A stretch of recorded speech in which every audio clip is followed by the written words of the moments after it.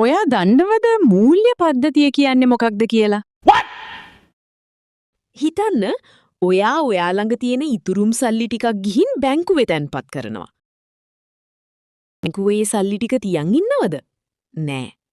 ඔයා වගේ තැන්පත්කරුවන් මිලියන ගානකගේ සල්ලි එකතු කරලා බැංකුව කරන්නේ ව්‍යාපාරිකයෙකුට හරි ලොකු සමාගමකට හරි ඒ සල්ලි ණයට දෙන එකයි. සල්ලි අතිරික්තයක් තියන අයවයි සල්ලි හිඟයක් තියන අයවයි මේ විදිහට සම්බන්ධ කරන එකට අපි කියනවා මූල්‍ය අතරමැදිකරණය කියලා. මේක තමයි මූල්‍ය පද්ධතියක් ඇතුලේ වෙන වැදගත්ම කාර්ය.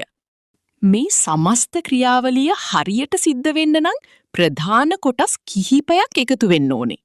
ඒකට මූල්‍ය තීරණ ක්‍රියාත්මක කරන මූල්‍ය වෙළඳපොළ, බැංකු වගේ මූල්‍ය ආයතන, මූල්‍ය උපකරණ, ඒ වගේම ගෙවීම් පියවීම් කරන මූල්‍ය යටිතල පහසුකම් සහ මධ්‍යම බැංකුව අයිති වෙනවා. මේ ඔක්කොම එකතු වුණාම තමයි මූල්‍ය පද්ධතිය හැදෙන්නේ. අරමුදල් සපයන්නන් සහ අරමුදල් ඉල්ලුම් කරන්නන් එකිනෙකා සම්බන්ධ කිරීම සඳහා පවත්නා ස්ථානයක් හෝ අවකාශයක් තමයි මූල්‍ය වෙළඳපොළ කියන්නේ.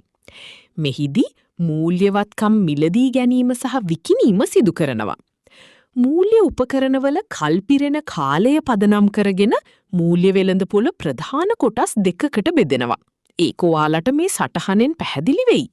පළවෙනි එක තමයි මුදල් වෙළඳපොළ.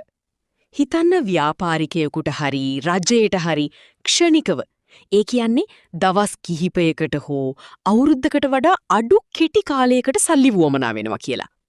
අන්න ඒ වගේ කෙටි කාලීන මූල්‍ය උපකරණ ගනුදෙනු කරන්නේ මේ මුදල් වෙළඳපොලේ.